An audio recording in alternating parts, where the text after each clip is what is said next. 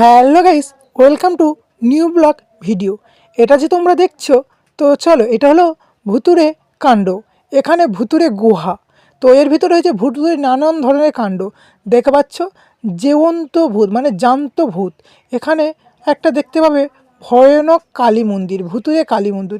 এখানে অনেক ভূত আছে, আমি একটা ভূত আপনাদেরকে দেখালাম কারণ এই ভূতটা দেখতে ভালো লাগছে। এখানে আরও ধরনের ভূত দেখাচ্ছে, সবাই জানতো। এটা হলো বেদে বস্তি বা বেদে সম্প্রদায়, তো সেটা এখানে তুলে ধরার চেষ্টা করেছে। জমারঘেরি স্কুল প্রাঙ্গণে যে রাসমেলা হচ্ছে ওখানে।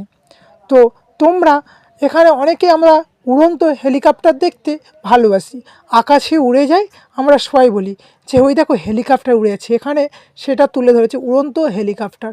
অবশ্যই সবাই দেখা পাবে সেটা ভিডিওর মাধ্যমে। সত্যি বলছি বন্ধুরা, এত সুন্দর রাসমেলা আমি এই ফার্স্ট টাইম দেখলাম। দেখা পাচ্ছ উড়ন্ত হেলিকপ্টার।